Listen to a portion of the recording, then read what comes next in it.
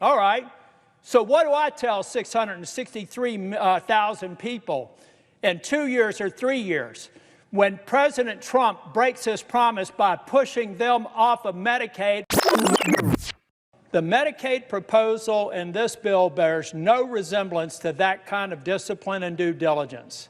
It has no insights into how these provider tax cuts are going to be absorbed without harming people on Medicare.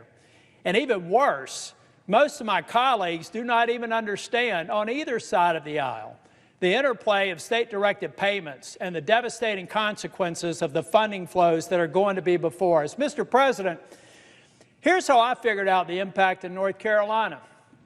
I used to be Speaker of the House, and I like the Speaker and have a good relationship with the Speaker and the President pro tem, so I called them up.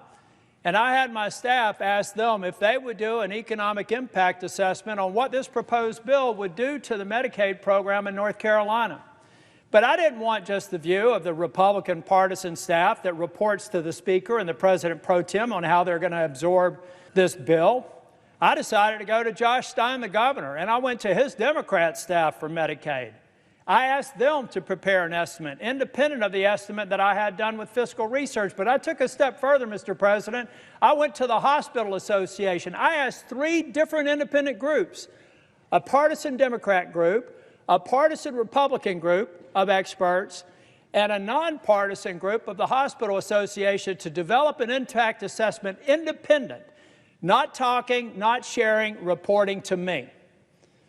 And what I found is the best case scenario is about a $26 billion cut. Now, we've got a delay, so it may be 2 years, it may be 1 year. All it does is make that $26 billion happen in year 1 or year 12, but the impact is the same, Mr. President, and it's indisputable. Now, when I actually presented this report that you can find on my website, I had people in the administration say, "You're all wet, you don't know what you're doing."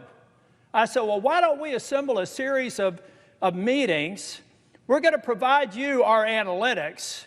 You go through it, tear it apart. So we had 3 different conference calls with CMS, with Oz on the phone and on the video, and me on the video. And I said this, guys, I would love nothing more than you to prove me wrong. I would love nothing more for you to tell me it's not $26 billion or $30 billion, that it's $2.6 billion or $2 billion or $200 million.